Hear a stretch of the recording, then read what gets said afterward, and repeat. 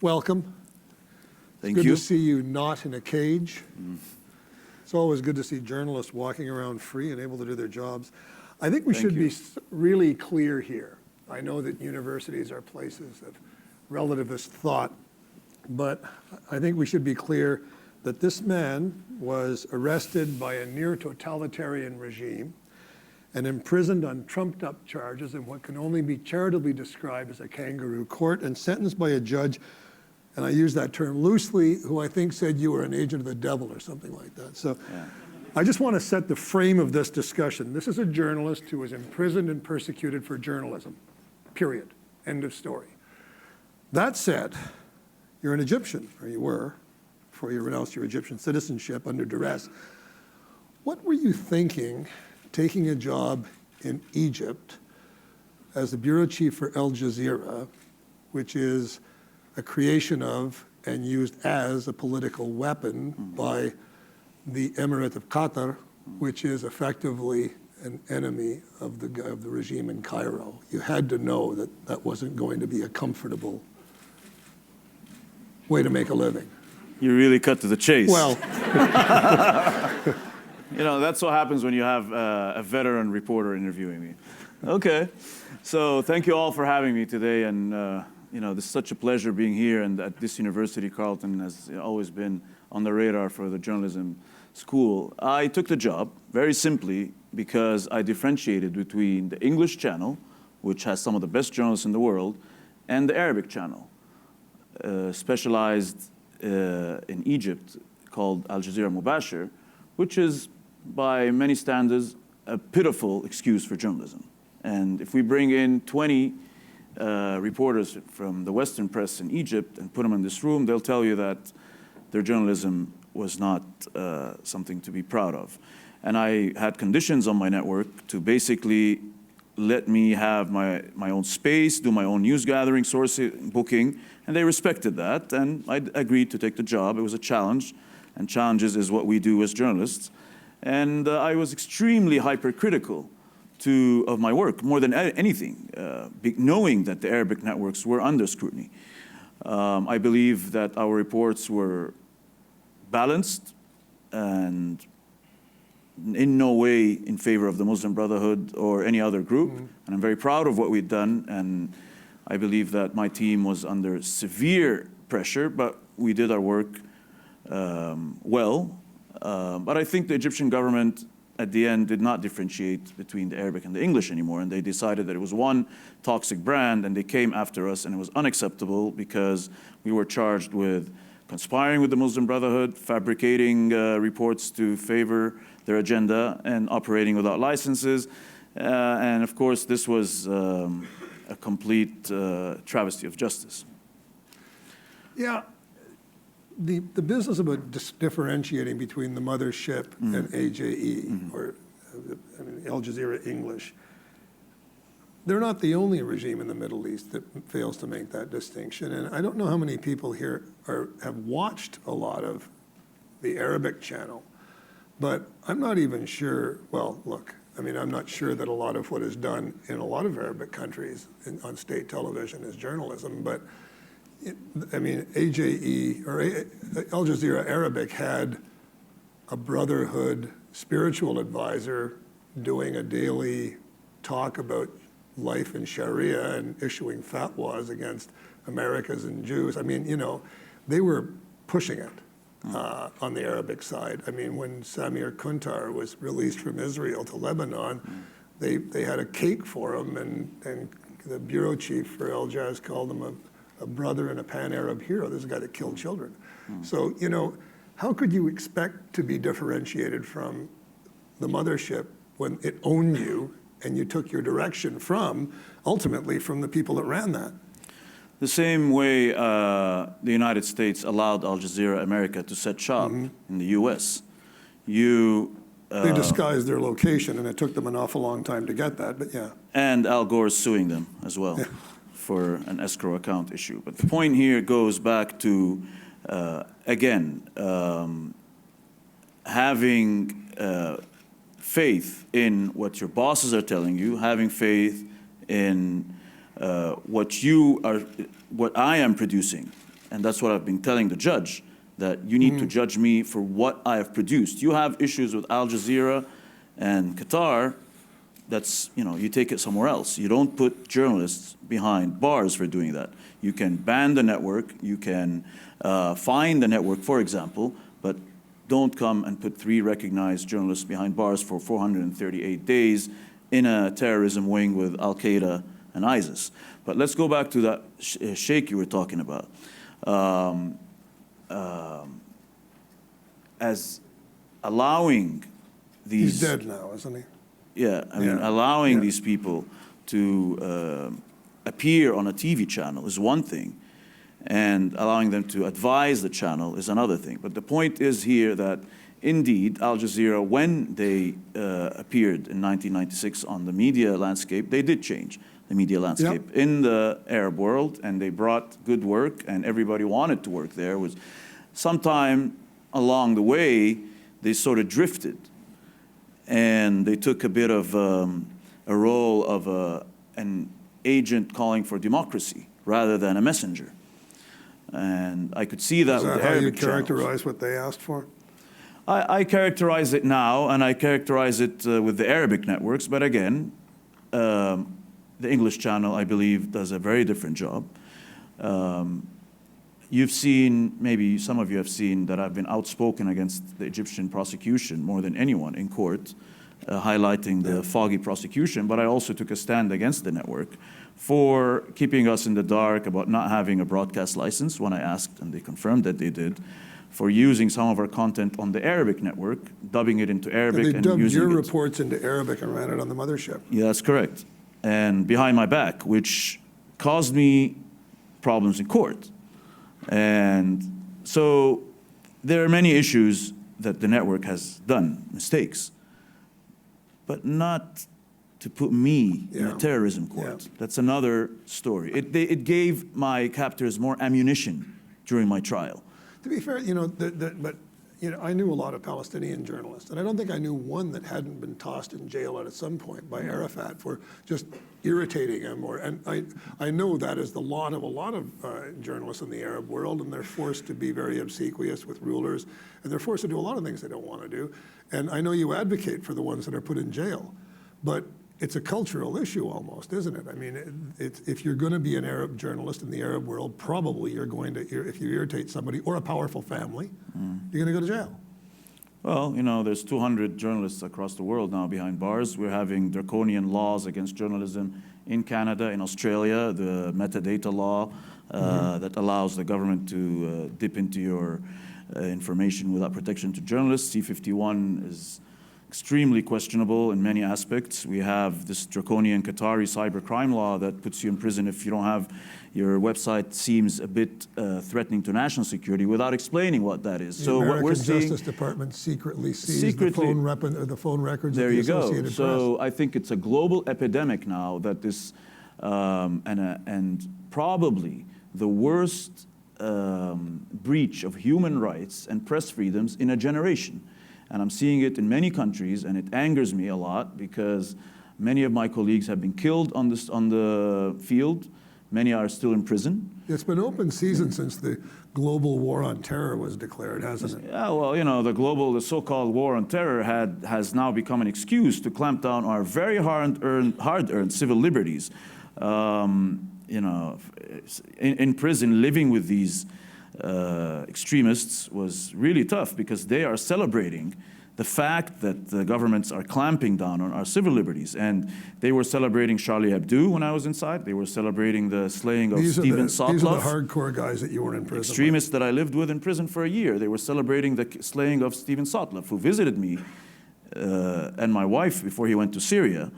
And we should say what happened to him and who he was. And, he was killed by ISIS. And I remember my wife visited me in prison. I told her, put out a tweet for me, please, when you go out as a tribute to him. But the tweet, I remember, was that your death is not going to be in vain. You have started a revolution against terrorism. And the U.S. and the coalition was bombing ISIS 2-3 days later after he was killed. So he was no cowboy, but he did what a lot of journalists do. We go in there to get the truth. We go in there to reveal the story. But to be branded as terrorists, and it's becoming a trend across the globe, is unacceptable.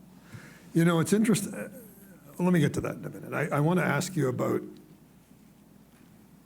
something you've talked about, and that is the response by Canada to your plight. When you were sentenced in June 2014, John Kerry called it chilling and draconian. The British Prime Minister declared himself appalled. Prime Minister Harper said nothing. Neither did the Foreign Affairs Minister. Prime Minister Harper sent out his parliamentary secretary, Paul Calandra, who said that Egypt was progressing towards democracy. And people had to be careful to avoid giving insult to the El-Sisi regime.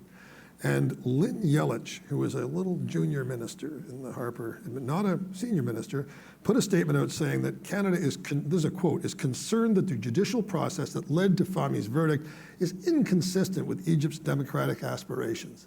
I mean, what do you make of that kind of, that's about as pusillanimous as you can get.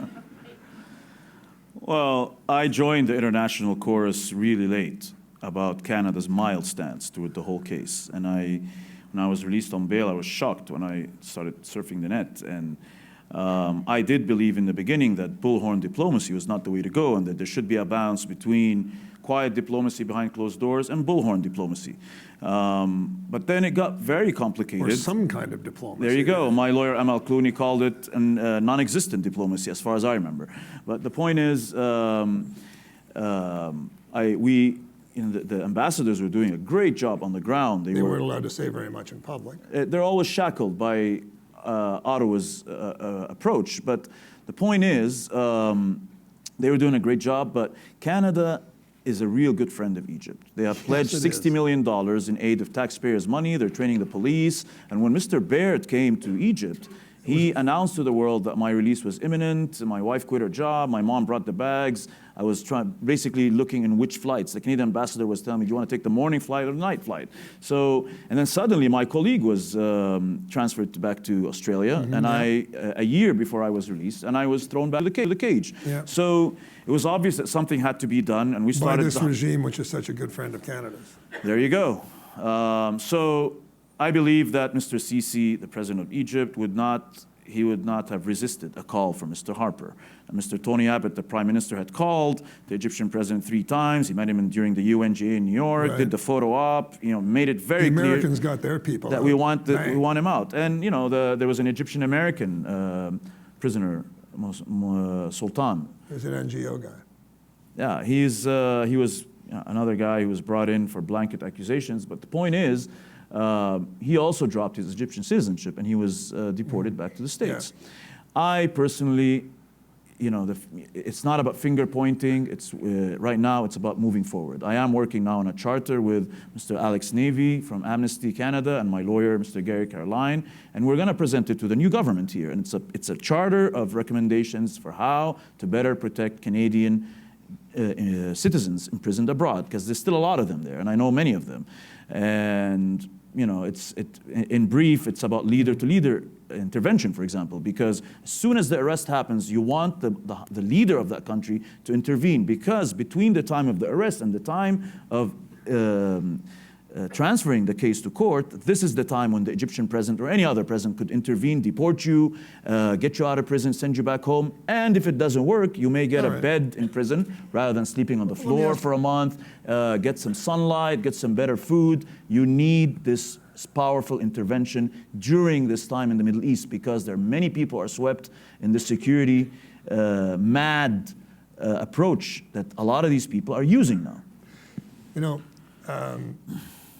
I got arrested in Iran, and I spent 1/400th the amount of time that you did in prison, but it was long enough.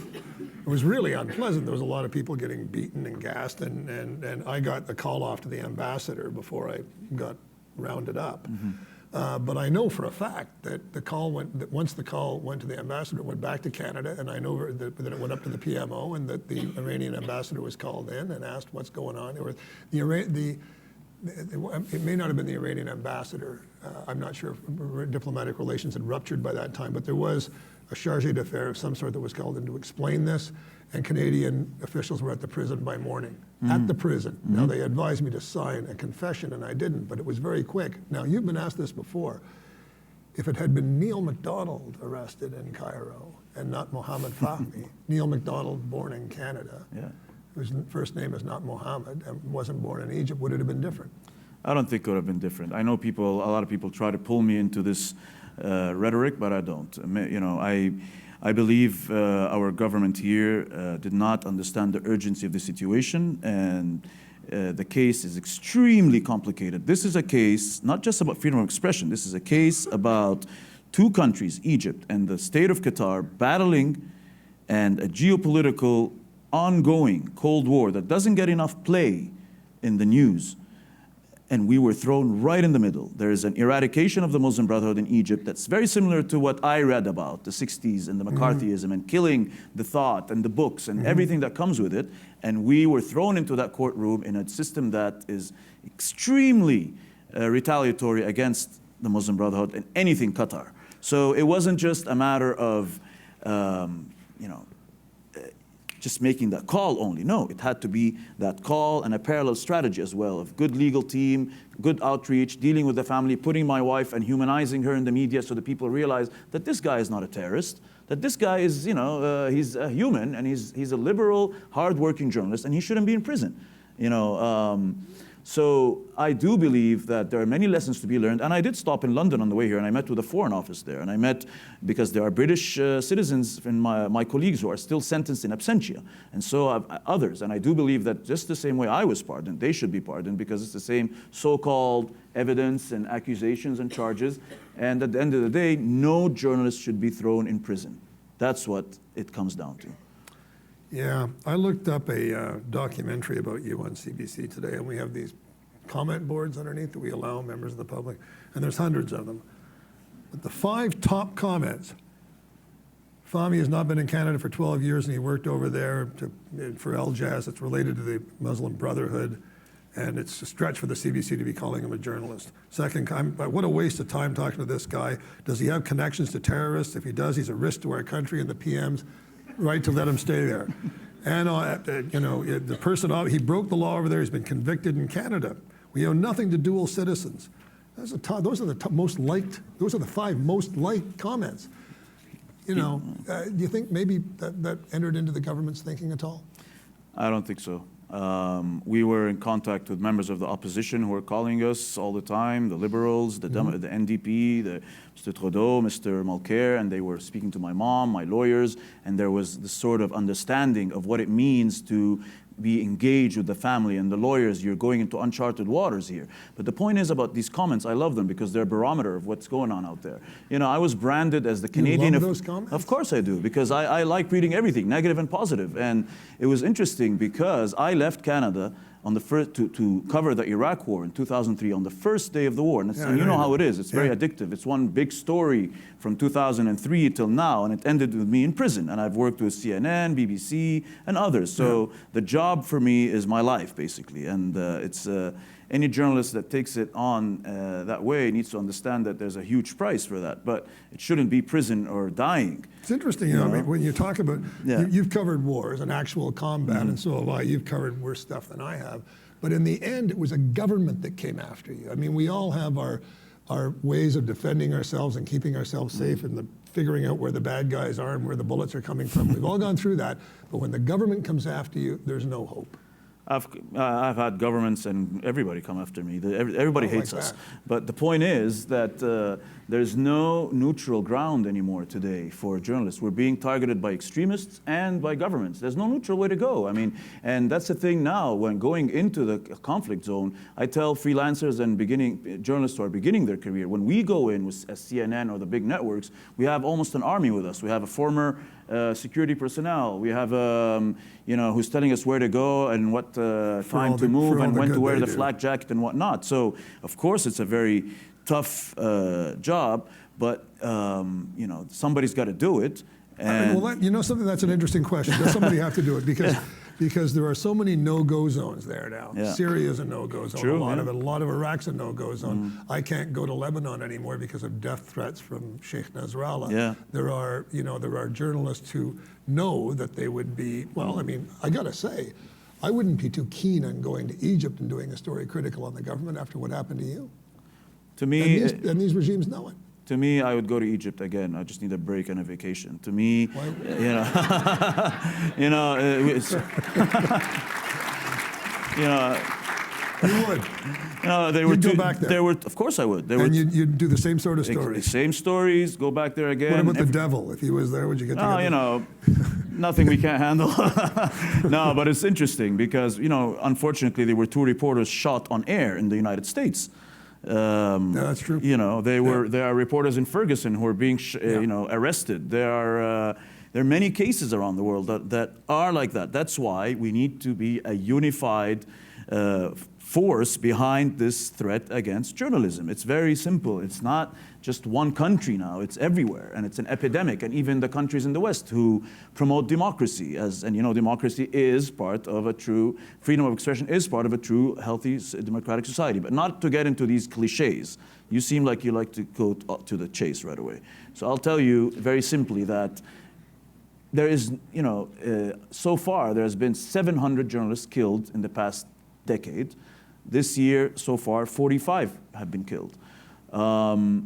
So I think the only way to go is to go in there prepared with your hostile environment training, your language skills, you're able to maneuver, you have good intelligence about where you're going, and then you hope that, you know, that the government won't throw you in prison.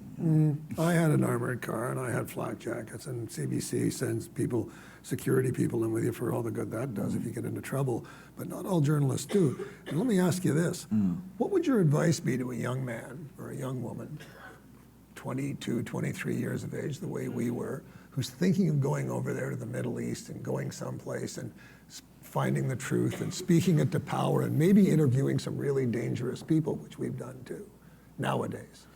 What would you tell that person? I'm not sure what I'd tell them. Well, first of all, I'll tell any journalist that you got to be on the ground speaking to people, and sitting behind the computer is not going to do you any good. But the thing is, you also got to make sure that you are well trained to do it, and jumping right into a conflict zone is not the way to go. You need to go gradually. You need to just be able to be, you know, like any job in the world, you can't just dip in right into the conflict zone. And it's a job worth the trouble, because we get into that wanting to make a change and to support the underdogs, and to allow this sort of approach that's supposed to silence us gives them a win, and we can't do that, neither to the extremists who are killing us or the governments who are putting us behind bars. You know, it's just, These guys that you were in prison with, these bad guys you were in prison with, some of them told you that they thought you should be killed for being a journalist. yes. Who were they? Well, you know, you wake up in the morning, you have Al-Qaeda on your right, you know, and ISIS on your left, and you have the Muslim Brotherhood leaders and the head of parliament, former head of parliament, who's still using his title, and the prime minister. So it's a very interesting subject all day long, and it was a lifelong exclusive. And to get through this situation, we started a mock radio show in prison, me and my colleagues. I mean, I'm in for 1 month in the solitary confinement, but there is this hatch on your door. It's about 7 centimeters by 3 centimeters, and you can only see the eyes of the other prisoner and some of his face who's in the other cell. So we started this mock radio show, and we did it exactly like you would do a radio show, and prepared for it all day like you're a producer. And I would go up, I would call everybody at 8 o'clock to the hatch, and I would say, hello, good evening. We're in Al Jazeera Mubashir live at the Scorpion prison, the maximum security prison. So today we're going to interview the head of the Muslim Brotherhood, and he's going to tell us about so, and so. You know, and it was a very important part of our survival inside. It kept us going. We had no TV, no access to sunlight. You don't even know what time it is. Very little food. You're sleeping on the floor. It's freezing, and this was our sanctuary. This is what kept us going. And it was interesting because you're asking them all these questions. You can't ask outside. You know, people die trying to reach these people, and some of them even went back. They were die once they reached those. Exactly, but we had the bars, thankfully. But anyway.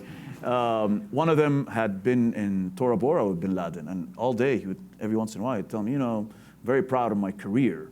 And he would show off this shrapnel in his head from a US rocket, and he would tell me how he blew up the Buddha statues in Afghanistan, in Banyan. And Great. you know, I'm listening to these stories, and he's telling me, you know, I watched the 19 killers who bombed the World Trade Center. They were training. I watched them, but I didn't know what they were training for until the operation succeeded. And then I was told what they were training for. So these are the kind of stories you're listening to all day. And you have these people who come in from Libya and tell you, and Syria, how they're planning to topple the Egyptian regime and how to make bombs to better, and what nails and how much TNT. So all day you're living with these people and you're like, what am I doing here? I am a journalist. So, and the worst part of it all is that the warden comes up to me one day and he's like, stop the show.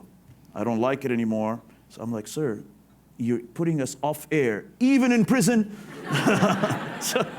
So we went off air for a while, but we went back on air again. So we had to. That guy, I mean, those people that said that they would like to see you die because you were a journalist, you know, those are the kinds of people that journalists go looking for to talk to. And my point is that nowadays, it's far more lethal than it was even 15 years ago. You know, the chances that you're going to get killed, I mean, are steeper. And, you know, you don't want to find those guys. And on top of that, there are governments that are happy to denounce you as a terrorist because everybody's being called a terrorist nowadays, and you're caught in this vice. I mean, I'm not sure that it would be too wise to go to Damascus and annoy somebody. No, I wouldn't jump into Syria right now. I mean, there's a difference between Egypt and Syria, where there's an uncontrollable, ongoing armed conflict. You will find some colleagues of mine in Syria as we speak, and they go in invited by the Syrian government, and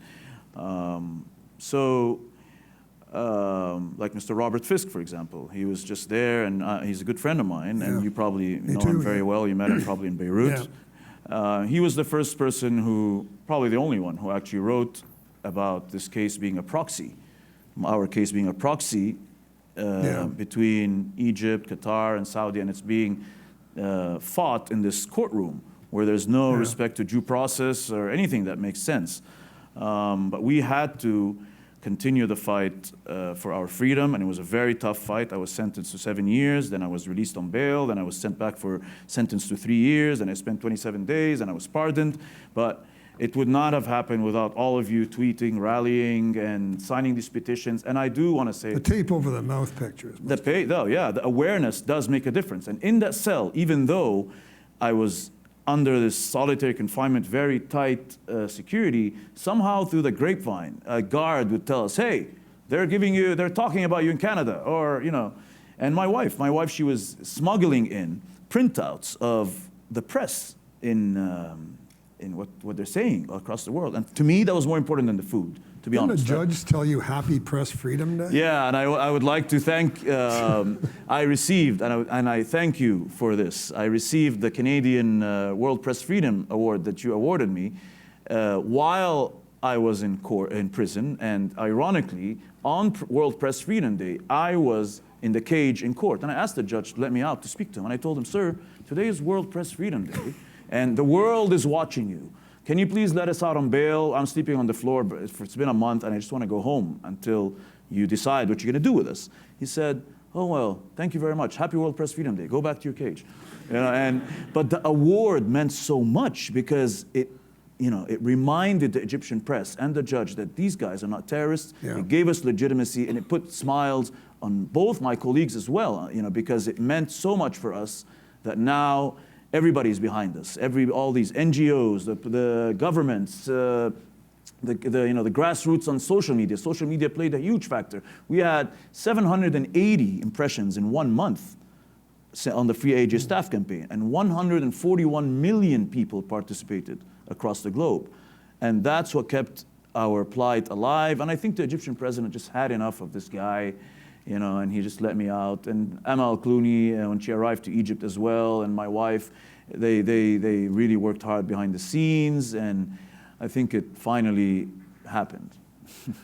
I want to bring you back to what you said earlier about Canada is very big on the government of Egypt. We're friends. El-Sisi and his junta used military force to muscle out a democratically elected government, came to power on a dubious election. And they have killed thousands of their political opponents without any kind of due process. gassed some of them in vans. They've jailed journalists and NGO workers, and yet that regime has been embraced in Ottawa and London and Washington. They are well received. They pay no price for what they've done. And why would not a dictator take that as license to crush any dissent he wants, including pesky journalists? And why do you think everybody likes him so much? The Middle East, oh man, the Middle East. I mean, the problem with the Middle East, and it's being exported now to the international community, is that it's being divided into coalitions. You have Qatar and Turkey, you have Egypt and Saudi Arabia and the UAE branding the Muslim Brotherhood as terrorists, while Qatar and Turkey don't consider them terrorists. You have Western governments supporting groups on the ground in Syria who they consider extremists, while the same allies they have are funding them and giving them weapons because they consider them moderate Islamists. So the problem is not just in Egypt, the problem is global.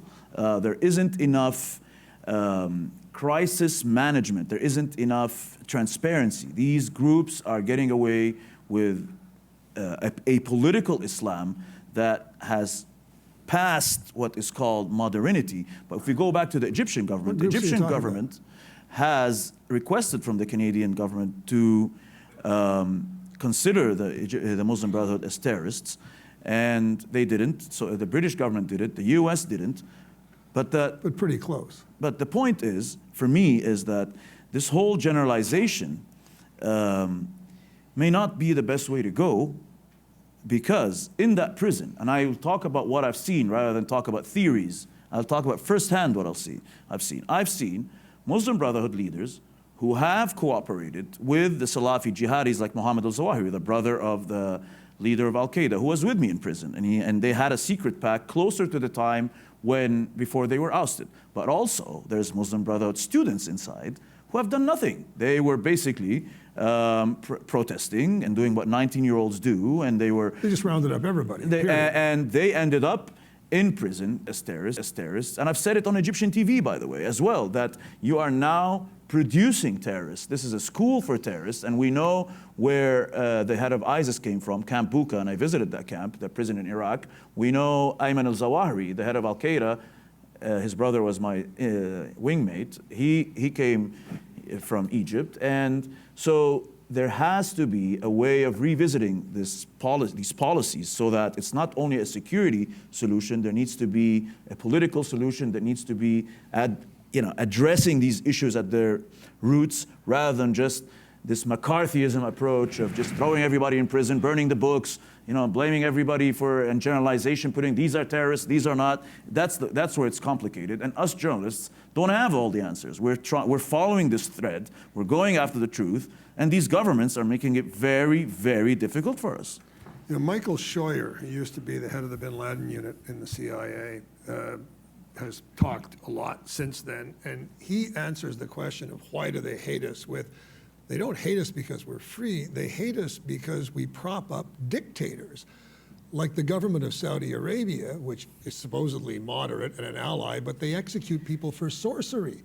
And they're flogging a journalist 1,000 times for blogging. In Qatar, your former employer has sentenced somebody to life in prison for writing a poem he didn't like. The convenience of international politics supersedes journalistic freedom or freedom of speech, does it not? Hard power is hard power. Hard power is hard power. The CIA are really nice people. But these are calculations that are made. Yeah, in terms of Saudi Arabia, Raif Badawi and the blogger and writer who's facing 10 years and being flogged. He's already been flogged 50 times. He's been sentenced to 1,000 lashes. I'm in contact with his wife. He's somebody we're fighting for in the foundation that I've started. The poet in Qatar, Mohammed Al-Ajami, who's serving 15 years for one poem praising the Arab Spring. The Emir didn't like it. He decided that it's criticizing the Emir. And I'm in contact with his lawyer as well. He's the former he's the former justice minister in Qatar. And these are some of the people we're fighting for in my foundation. I'm trying now with the Fahmy Foundation. It's online today, first day, coincidentally. But what hope? I mean, you're trying to help Raif al-Badawi, the blogger who's being flogged and God knows might be crucified by the time they're done with him, because they do that too. Meanwhile, the President of the United States is hugging and making nice with the royal family, and so are other Western governments. What's the signal to these people? You can go right ahead and do these things as long as you're acting, politically and for our convenience. This is the problem, and it goes up. This problem goes back way before my time and probably yours, and before. It's always been benefits and mutual interests that come first before the citizen, and this is what this trial taught me at first hand. That you're seeing governments portraying double standards and through their rhetoric and their actions. And there's always this argument that national security comes first and that we need to fight terrorism. Well, yeah, we do. We need to have exceptional ways of fighting this unprecedented wave of terrorism, but also there needs to be this balance between national security and civil liberties, or else democracy doesn't flourish, and you know that. But the point is here that these governments who are not just targeting journalists now. I mean, just, people of thought, poets, bloggers, protesters for freedom of assembly. And this is what inspired me to start my foundation, because I have a lot of work, I have a lot of energy inside, and me and my lawyers and my wife started this foundation. We just donated money to a journalist in Ethiopia, Wubshit Tai, who's again serving 10 years for fabricated terrorism charges, only because he wrote about the importance of democracy in Ethiopia. So Ethiopia, China, Turkey, Egypt, these are the 4 countries on the top of the list, according to CPJ. And, it continues, and, I believe, and you know that as well, because you seem like a realist to me. Am I right? Am I? I believe that there is no true state of freedom of expression or press freedom, but we have to continue. We always think we have it in the West, though. I don't think it's anywhere in the world a true free press or freedom of expression. I think we need to just continue to fight for reform, get these victories that we get on the way, and that's the way forward. And we got to keep fighting for that until we get what we can from these governments now. I want to ask you one more thing. I noticed in your public speaking that you avoid using the word terrorist and you use the word extremist. So do I, by the way. And there's very good reasons for that. But it's one of those words that not using it can get you in a lot of trouble. There are groups out there, there are lobby groups, a lot of them on the political right, that will call and complain if you don't use the word terrorist, and it's a rather useless descriptor because it's been appropriated by every despot in the world to describe. It sort of means violence we disapprove of, really, doesn't it? But I just wanted to know why you don't use the word terrorist, and is that usage at AJ, or is it just something, a term you've come to? No, I mean, there is no official definition of the word terrorism until today. I mean, the people that are being branded as terrorists look at the police and what the military does in countries and consider that terrorism. No kidding. So, to me, I also get, bundled up with this word jihad as well. So, you call them jihadists, and you call them terrorists, and you go back to extremists. But of course, there is. What do you think the best term is, the most descriptive term? Because no, it's a discussion. It's been a discussion. Yeah, of course, it's a discussion. It's been a discussion at CBC ever since. Yeah. At CBC, the editor-in-chief walked out on 9/11 and said, "Those guys are not going to be called freedom fighters. They are terrorists." And the decision blew back on us, because once you call one group terrorists, you have to call everybody terrorists. And sooner or later, you've got to climb down, and we did. But, I mean, has that been a discussion that went on at Al Jazz? It's been CNN? A discussion in every network I worked in. I mean, CNN was calling the Mujahideen in the Soviets in the 80s as Mujahideen, and then it turned halfway through to terrorists. Yeah. So it depends on the network's bosses and the linguistic guide that you're following and all that. It's really a judgment, a value judgment, isn't it? It's a value judgment. Why is that guy a terrorist and that guy's not? Well, I'm a terrorist and I'm sitting here, so. Yeah. No, the extremists that I met in prison are people who, to me, they should not even be allowed to be classified as humans. And I say that, and I try to be politically correct and diplomatic, but that's a good journalistic distinction. these guys, This person who's not a human. They don't respect. No, they don't respect humanity, democracy, anything that we live for. And to get hung up on, what to call them and what not is something that doesn't, worry me as much as how to defeat them and how to fight them with our pens and cameras while keeping that line between journalism and activism. And that's what matters to me, to be honest. Well, if you said you were going to get, we'll go to questions in a second, but you said you want to get your Egyptian citizenship back? Oh, man. I was branded as a Canadian of convenience and an Egyptian of convenience. And I'm not sure if they have world citizen passports yet, but I believe I came here to Canada with my family in the early 90s because we were looking for a country that provides real democracy and human rights and civil liberties. And we're very proud Canadians and Egyptians, and we valued the culture here and the values, and it helped me maneuver on the ground in my reporting throughout my career. So it's not a piece of paper, it's in the heart, and I was told that by the officer in Egypt, the senior military officer who asked me to drop my citizenship to get out of Egypt. So I dropped my Egyptian citizenship. And the Canadians were aware of what I was doing, the government, and they told me you have 100% assurances that you will leave now that you dropped your Egyptian citizenship.